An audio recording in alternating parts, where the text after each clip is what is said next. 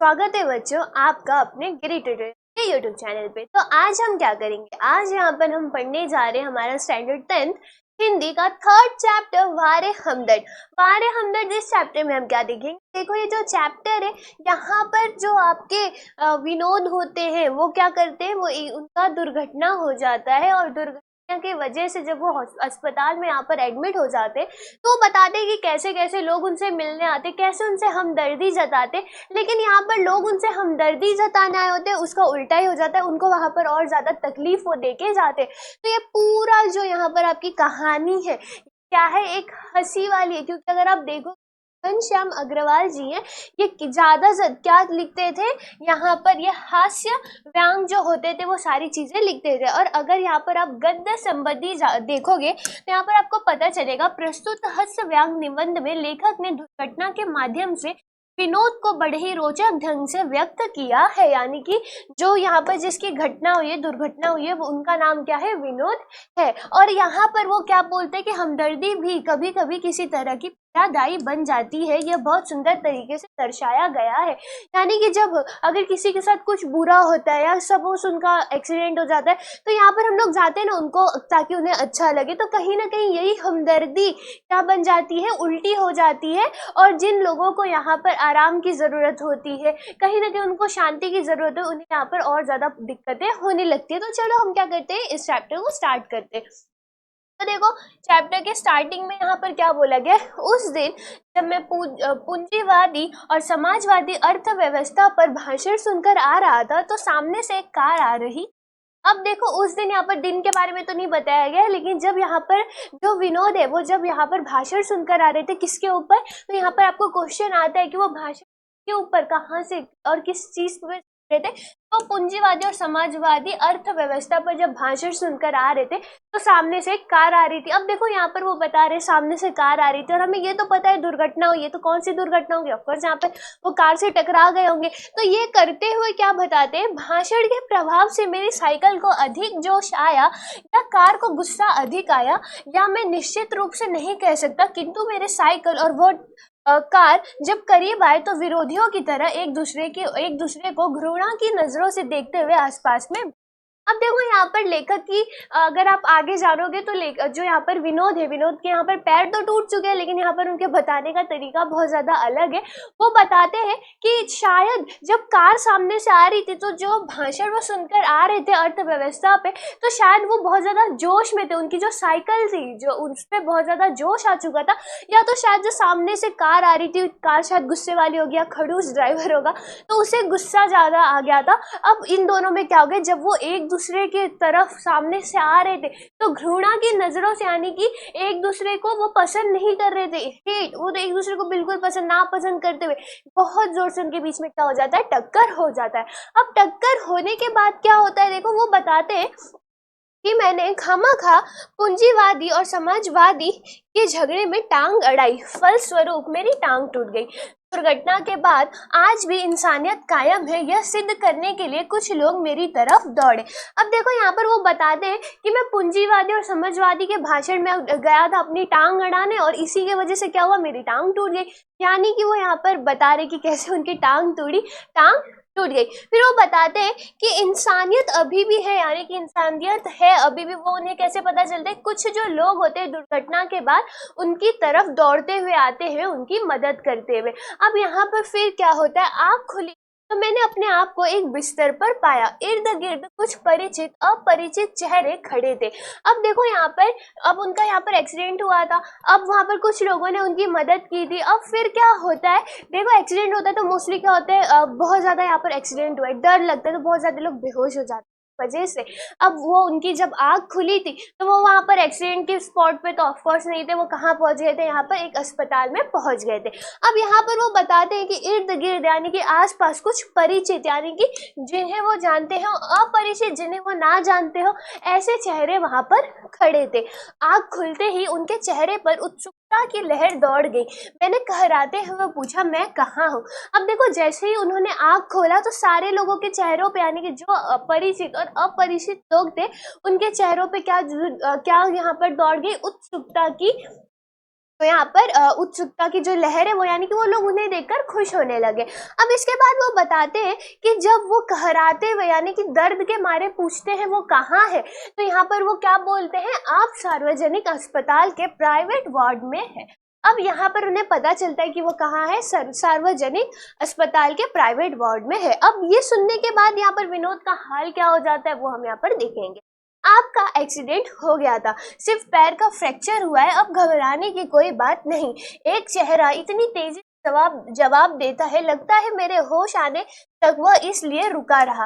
अब देखो यहाँ पर किस चेहरे की बात हो रही है, तो देखो जो जब वो आँख खोलते वो पूछते, तो अभी तक यहाँ पर विनोद ने क्या पूछा था कि वो कहाँ है, बट उनको वो कहाँ है वो छोड़कर हर एक चीजें बता दी गई कि आपकी टांगे टूट चुकी हैं, आपको यहाँ पर रखा गया। तो इस पर वो क्या बोलते हैं कि एक चेहरा यानी कि एक इंसान वहां पर मानो कब से यही जवाब देने को खड़ा था कि तुम सार्वजनिक अस्पताल में हो, तुम्हारी टांगे टूट चुकी हैं, घबराने की कोई बात नहीं है, सिर्फ क्या हुआ है, फ्रैक्चर ही हुआ है। फिर वो क्या बोलते हैं, अब मैं अपनी टांगों की ओर देखता हूँ, मेरी एक टांग अपनी जगह पर सही सलामत थी और दूसरी टांग रेत की थैली के सहारे एक स्टैंड पर लटक रही थी।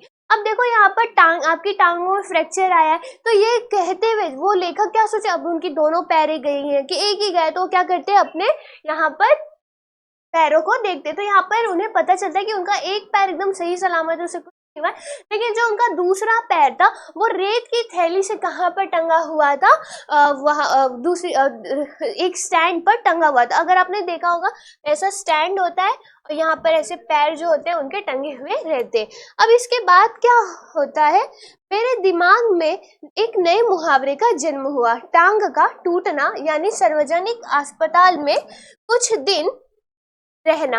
अब यहाँ पर वो जब टांगों को देखते हैं सार्वजनिक अस्पताल में क्या क्या दिक्कतें आती है, तो ये करते हुए वो क्या बोलते हैं कि जैसे ही उन्होंने टांग में देखा तो उन्हें यहाँ पर दर्द ये सारी चीजों की नहीं टेंशन नहीं परवाह हो रही थी, उन्हें क्या आया, एक नया मुहावरा आया, उन्होंने एक नए मुहावरे को जन्म दिया। उसका मतलब क्या होता है, टांग का टूटना, और इसका मतलब क्या बताया उन्होंने, सार्वजनिक अस्पताल में कुछ दिन रहना। फिर वो बताते हैं, सार्वजनिक अस्पताल का ख्याल आते ही मैं कांप उठा। अस्पताल वैसे ही एक खतरनाक शब्द होता है, फिर यदि उसके साथ सार्वजनिक शब्द चिपका हो तो समझो आत्मा से परमात्मा के मिलन होने का समय आ गया।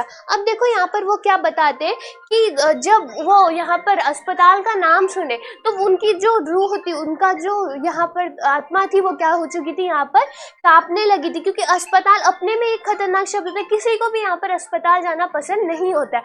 तो वो यहाँ पर यही बताते हैं कि जैसे ही अस्पताल का ख्याल आया तो वो कांप उठते, और उसके साथ सार्वजनिक लगा हो तब और ज्यादा।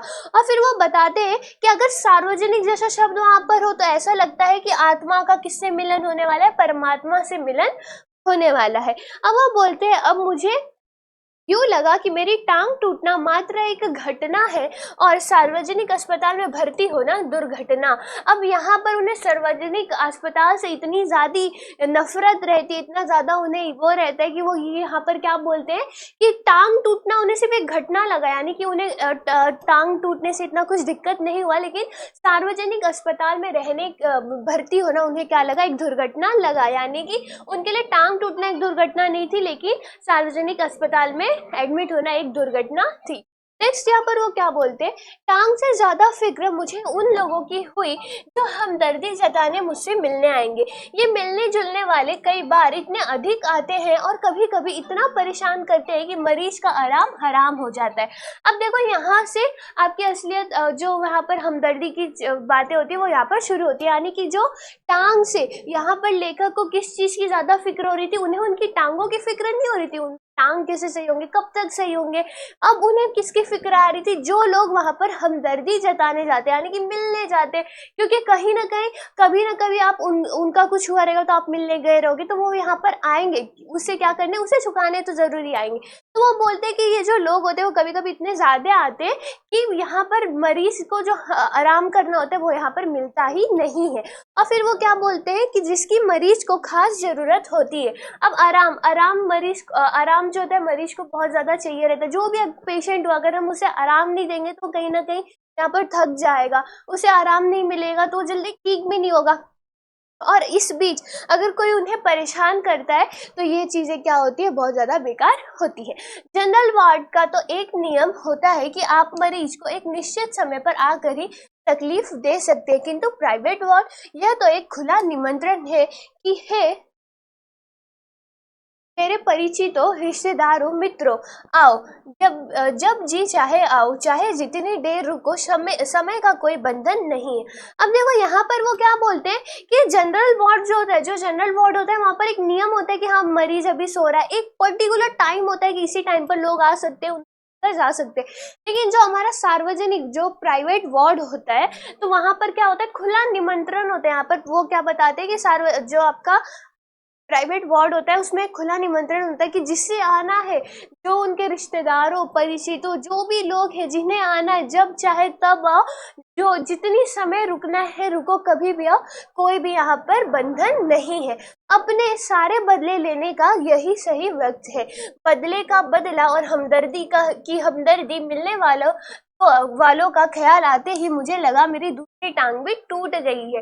यानी कि यहाँ पर वो क्या बोलते हैं कि देखो, लोग चाहे कभी भी आ जाते, कैसे भी आ जाते, कितनी देर भी रुकते, यहाँ पे मरीज को आराम करने नहीं देते, तो वो बोलते हैं कि जिसे जब आना है तब आओ। अब तुम्हारा बदले का बदला भी हो जाएगा, यानी कि तुम आराम नहीं करने दोगे, हमदर्दी का हमदर्दी भी यहाँ पर जता लोगे। और फिर वो यहाँ पर क्या बोलते हैं कि जब उन्हें मिलने वालों का ख्याल आता है तो उन्हें क्या लगता है कि उनकी सिर्फ एक नहीं, जो उनकी दोनों टांगे हैं वो क्या हो चुकी है, यहाँ पर टूट चुकी है। फिर नेक्स्ट यहाँ पर वो क्या बोलते हैं, मुझसे मिलने के लिए सबसे पहले वह लोग आए जिनकी टांग या कुछ और टूटने पर मैं भी कभी उनसे मिलने गया था। मानो वो इसी दिन का इंतजार कर रहे थे कि कब मेरी टांग टूटे और कब वे अपना एहसान चुकाए। अब देखो यहाँ पर वो बताते हैं कि कैसे कैसे लोग उनसे मिलना है। तो देखो, अगर आपको एग्जाम में यहाँ पर आता है कि यहाँ पर जो विनोद जी थे जिनका एक्सीडेंट हुआ था, उनसे मिलने कैसे कैसे लोग आए थे, तो यहाँ पर आप क्या बताओगे, पहला तो यहाँ पर आ जाएगा ऐसे लोग जिनसे वो कब मिलने गए थे, जब उनकी टांग या कुछ टूटने पर वो उनसे मिलने गए थे। तो वो यहाँ पर क्या बोलते हैं कि कहीं ना कहीं वो लोग यही सोचते होंगे कि कब उनकी टांग टूटे और कब वो अपना एहसान चुका दे। तो यहाँ पर एक ऐसे लोग हो गए जिनके कुछ टूटने पर ये गए हुए थे और अब वो क्या आए हैं, यहाँ पर एहसान चुकाने आए हैं। इनकी हमदर्दी में यह बात खास छिपी रहती है कि देख बेटा, वक्त सब पर आता है। यानी कि इनकी हमदर्दी में एक मैसेज, एक चीज छुपा हुआ रहता है कि देख बेटा, वक्त सबका आता है। यानी कि हमारी भी एक कभी टांग टूटी हुई थी, तुम मिलने आए थे, अब तुम्हारी टांग टूटी है, हम मिलने आए। यानी कि वही सबका टाइम आएगा, वही वाला। अब नेक्स्ट क्या है, दर्द के मारे एक तो मरीज को वैसे ही नींद नहीं आती, यदि थोड़ी बहुत आ भी जाए तो मिलने वाले जगा देते, खास करके वह लोग जो सिर्फ अपौपचारिकता निभाने आते हैं। अब देखो यहाँ पर वो क्या बोलते हैं कि दर्द के मारे किसी को भी नींद नहीं आती, ये सही बात होती है। जो दर्द होता है, अगर किसी को बार बार कोई चीजें पेन कर रही है तो ऑफकोर्स हम सो नहीं पाते, लेकिन अगर थोड़ी सी भी नींद आने लगे, कोशिश की जाए नींद आए, तो जगाने वाले वहां पर आ जाते हैं। अब जगाने वाले भी कौन होते हैं, ऐसे लोग होते हैं जिनको यहाँ पर क्या निभानी होती है, औपचारिकता निभाने आते हैं। यानी कि ऐसे लोग आते हैं जिन्हें यहाँ पर कुछ नहीं रहता, वो यहाँ पर जो भी चीजें होती है उन्हें निभाने आते हैं। इन्हें मरीज से हमदर्दी नहीं होती, यह सिर्फ सूरत दिखाने आते हैं। ऐसे में एक दिन मैंने तय किया कि आज कोई भी आए, मैं आंख नहीं खोलूंगा।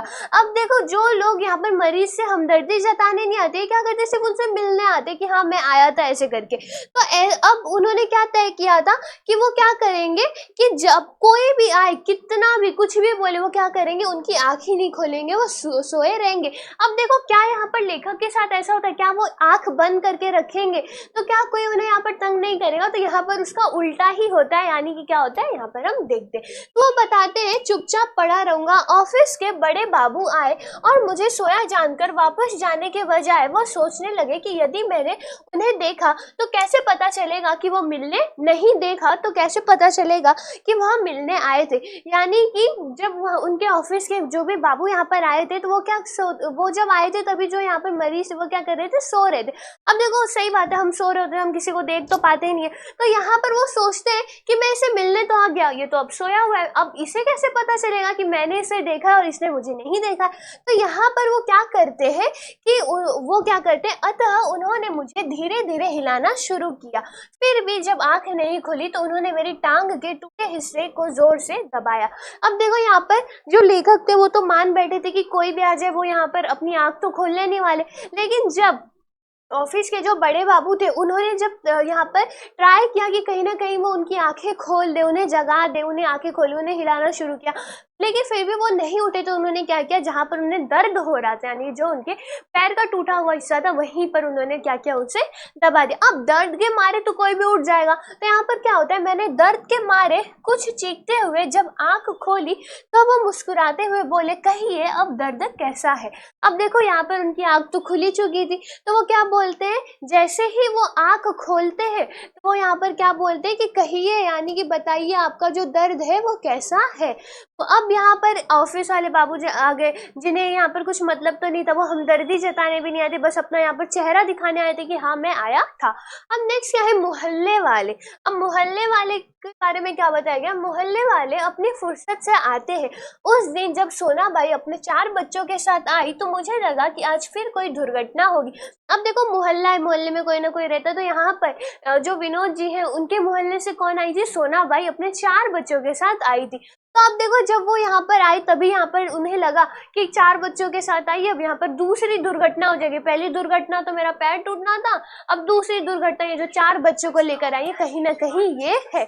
अब इसके बाद वो बोलती है कि आते ही उन्होंने मेरी ओर इशारा करते हुए बच्चों से कहा, यह देखो चाचा जी। अब देखो वो बताते हैं कि जैसे ही वो यहाँ पर आती है, जैसे ही वो लेखक से जो विनोद जी है उनसे मिलने जाती है, तो वो अपने चारों बच्चों को इशारा करते हुए क्या बोलती है कि ये देखो चाचा जी। अब यहाँ पर उनका अंदाज कुछ ऐसा था जैसे चिड़ियाघर देखते हुए बच्चे से कहा जाता है, यह देखो बंदर, यानी कि लेखक बोलते हैं कि वो ऐसे बता रही थी जैसे चिड़ियाघर में बच्चों को दिखाया जाए कि बच्चों देखो वो बंदर। तो वैसे ही सोनाबाई अपने 4 बच्चों को बोल रही थी कि वो देखो चाचा जी। अब नेक्स्ट क्या है, बच्चे खेलने लगे, एक कुर्सी पर चढ़ा तो दूसरे मेज पर। सोनाबाई की छोटी लड़की दवा की शीशी लेकर कथकली डांस करने लगी। रप रप की आवाज से मेरा ध्यान बटाया। क्या देखता हूँ कि सोनाबाई का एक लड़का मेरी टांग के साथ लटक रही रेती की थैली पर बॉक्सिंग की प्रैक्टिस कर रहा है।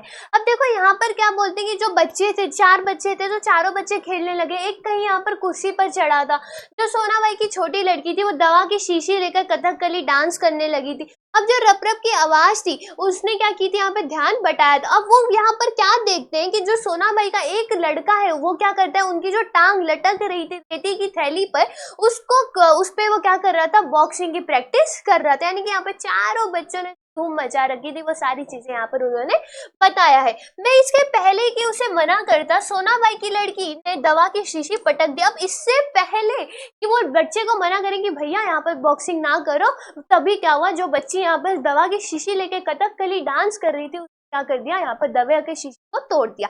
अब यहाँ पर सोनाबाई ने क्या किया होगा, उन्होंने क्या बोला कि सोनाबाई ने एक पल लड़की को घूरा, फिर हंसते हुए बोली, भैया पेड़े खिलाओ, दवा गिरना शुभ होता है, दवा गई समझो बीमारी गई। इसके 2 घंटे बाद सोनाबाई गई, यह कहकर कि फिर आऊंगी, मैं भीतर तक कांप गया। अब देखो यहाँ पर जो इतना अच्छा इंसिडेंट उनके साथ हुआ, जो बच्चों ने यहाँ पर उनका मनोरंजन किया, तो सोनाबाई ने क्या किया, बच्चों को एक टाइम पे तो घूरा, लेकिन घूरने के बाद उन्होंने उनको स्टेयर करने के बाद वो क्या बोलती है कि भैया जी क्या करो, पेड़े खिलाओ, क्योंकि दवा की शीशी है, दवा गई यानी कि बीमारी गई। अब इसके बाद उनके 2 घंटे बाद सोनाबाई अपने घर गई, लेकिन जाते जाते वो क्या कहकर चली गई कि मैं फिर मिलने आऊंगी। और ये सुनते ही जो लेखक जो यानी विनोद जी थे, उनकी अंदर तक वो क्या हो चुके थे, कांप उठे थे, क्योंकि उनके बच्चे बहुत ज्यादा यहाँ पर शरारती थे, उनके शरारतें खत्म नहीं हो रही थी, और दूसरी सोनाबाई वो अलग। अब इसके बाद क्या होता है, कुछ लोग तो औपचारिकता निभाने की हद कर देते हैं, विशेष करके वह रिश्तेदार जो दूसरे गांवों से मिलने आते हैं। ऐसे में एक दिन एक टैक्सी कमरे के सामने आकर रुकी। अब देखो वो बताते हैं कि ऐसे रिश्तेदार जो मिलने आते, जो दूर गांव से आते, तो अब यहाँ पर क्या होता है, देखो शॉर्ट में अगर बताऊं तो एक टैक्सी जो होती है इनके कमरे के सामने आकर रुक जाती है। अब इनकी जो बीवी होती है उन्हें क्या लगता है कि ये कहीं ना कहीं इनके रिश्तेदार होंगे। अब दूर के रिश्तेदार हैं, कौन पहचाने कौन ना पहचाने, तो उनकी बीवी ने भी यहाँ पर पहचानने में गलती कर दी, और इसके वजह से क्या होता है, वो किसी और से मिलने आए थे, टैक्सी का पैसा भी भर दिया, और वो रिश्तेदार थे भी नहीं। तो चलो इसको हम यहाँ पर पढ़ लेते हैं। तो यहाँ पर वो बोले हैं, उसमें से निकल कर एक आदमी आते ही मेरी छाती पर सिर रखकर औंधा पड़ रोने लगा और कहने लगा, हाय तुम्हें क्या हो गया है, कार वाले का सत्यानाश हो। मैंने दिल में कहा कि मुझे जो हुआ सो हुआ, पर तू क्यों रोता है, तुझे क्या हुआ। यानी कि यहाँ पर देखो, जैसे ही वो आदमी वहां से निकला, वो निकलते ही सीधा क्या किया, उनके छाती पर सिर रख, यानी कि विनोद जी की छाती पर सिर रखकर तुरंत रोना चालू कर दिया, अंधा रोना चालू कर दिया। और वो क्या बोलने लगा कि तुम्हें क्या हो गया, जो कार वाला था उसका सत्यानाश हो। और फिर जो यहाँ पे विनोद जी थे, वो मन में क्या बोलते हैं कि मुझे जो हुआ सो हुआ, मेरी टांग टूटी, जो हुई वो हुआ, मैं यहाँ पर अस्पताल में भर्ती हुआ, जो भी हुआ, लेकिन तू क्यों रो रहा है, तुझे क्यों हुआ, ऐसा वो अपने मन में सोचते हैं। वो थोड़ी देर बाद मेरी छाती में मुंह गड़ाए रोता रहा, फिर रोना कुछ कम हुआ। उसने मेरे छाती से गर्दन हटाई और जब मुझसे आंख मिलाई तो एकदम चुप हो गया। फिर धीरे से हंसते हुए बोला, माफ करना, मैं गलत कमरे में आ गया था।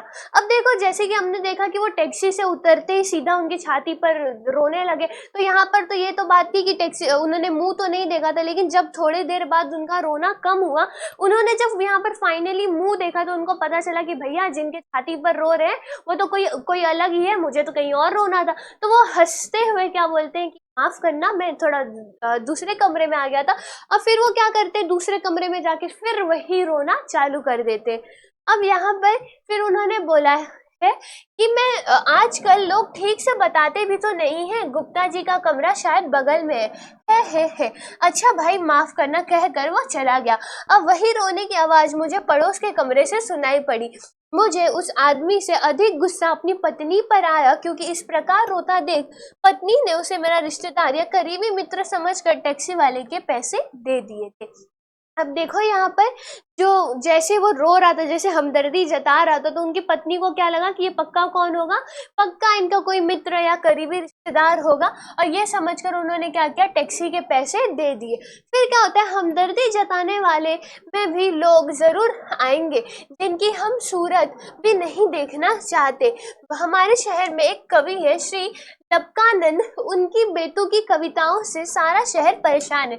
अब देखो, वो बताते हैं कि हमदर्दी सिर्फ जरूरी नहीं है कि रिश्तेदार मित्र आपके जहाँ पर आप काम करते हो वही लोग आए, कुछ ऐसे लोग भी आ जाएंगे जिनका आप मुंह तक नहीं देखना चाहते, जिनसे आप चाहते भी नहीं कि आए ना, वो लोग जरूर आएंगे। अब ऐसे ही उनसे कौन मिलने आता है, एक कवि थे जिनका नाम क्या था, लपकानंद, और उनकी कविताओं से, बेतुकी खराब जो बेढंगी कविताओं से पूरा शहर परेशान था, वो यहाँ पर मिलने आते हैं।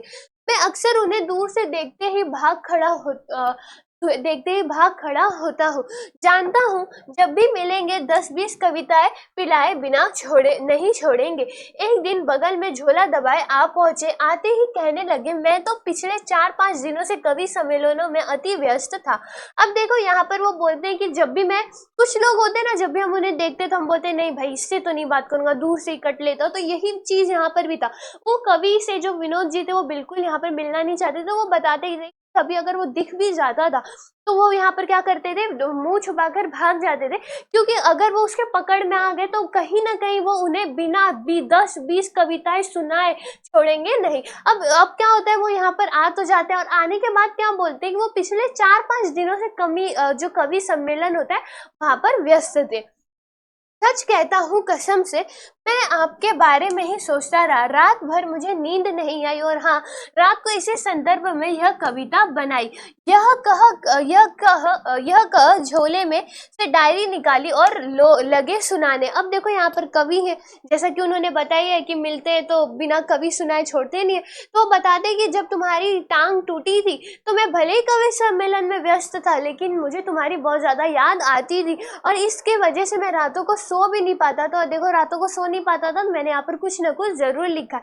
और उन्होंने यहाँ पर क्या लिखा हुआ रहता है वो यहाँ पर सुनाने लगते। आसाम की राजधानी है शिलोंग, मेरे दोस्त की टूट गई है टांग, मोटर वाले तेरी ही साइड थी रॉन्ग।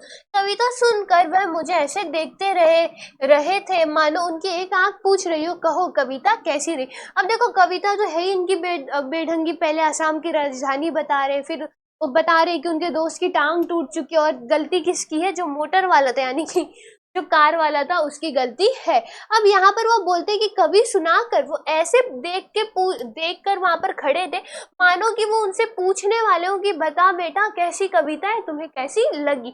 अब इसके बाद वो क्या बोलते हैं, और दूसरी आंख पूछ रही हो, बोल बेटा अब भी मुझसे भागेगा। अब देखो एक आंख उनकी क्या बोल रही थी, बेटा बता कैसी है, और दूसरी क्या बोल रही थी, मुझसे बहुत भागता था ना, मुझसे आके छुपा छुपा के भागता था, आज जब तेरी टांग टूट चुकी अब भाग के दिखा, अब मुझसे भागेगा। तो मानो उनकी दोनों आंखें यहाँ पर कुछ न कुछ उनसे प्रश्न कर रही थी। मैंने जल्दी से चाय पिलाई और फिर कविताएं सुनने का वादा कर बड़ी मुश्किल से विदा किया। अब देखो उनको विदा कैसे किया गया, उन्हें बताया गया कि मैं जल्दी ही तुम्हारी कविता सुनूंगा, अब आप यहाँ से जाइए, और उन्हें यहाँ पर विदा कर दिया गया। अब मैं रोज ईश्वर से प्रार्थना करता हूँ कि हे ईश्वर, अगर तुझे टांग भी तोड़नी हो तो जरूर तोड़, मगर कृपा कर उस जगह तोड़ना जहां मेरा कोई भी परिचित ना हो, क्योंकि बड़े बेदर्द होते हैं ये हमदर्दी जताने वाले। यानी कि देखो चैप्टर के एंड में विनोद जी यहाँ पर क्या बोलते हैं कि अगर वो ईश्वर से जब भी प्रार्थना करते कि अगर आपको मेरी दूसरी टांग तोड़नी है तो आप तोड़ दीजिए, लेकिन कृपया करके ऐसी जगह पर तोड़िए जहाँ पर उनके परिचित जान पहचान वाले लोग ना रहे, क्योंकि जो लोग हमदर्दी जताने आते, जिन लोगों का काम यहाँ पर दर्द कम करना होता है, कहीं ना कहीं वो लोग ही बहुत ज्यादा बेदर्द होते हैं। तो ये हो गया आपका पूरा चैप्टर यहाँ पर, जहाँ पर आपने क्या देखा, वारे हमदर्द। तो ये एक टाइप का यहाँ पर हास्य व्यंग था, जहाँ पर आपने पूरी यहाँ पर विनोद जी की कहानी सुनी कि उनकी टांग टूटने के बाद कैसे उन्हें परेशान किया जाता है, कैसे वो मुश्किलों में पड़ते हैं, कैसे कैसे वो बताते हैं कि अगर मैंने ऐसा नहीं किया होता तो ये नहीं हुआ रहता, और बाकी सब। तो ये आपका यहाँ पर ये चैप्टर खत्म होता है। इसके जो क्वेश्चन आंसर्स है हम कब करेंगे, नेक्स्ट चैप्टर में करेंगे। तो आई होप आपको ये वीडियो समझी होगी। फिर मिलते हैं हम नेक्स्ट वीडियो में, तब तक के लिए bye bye and take care.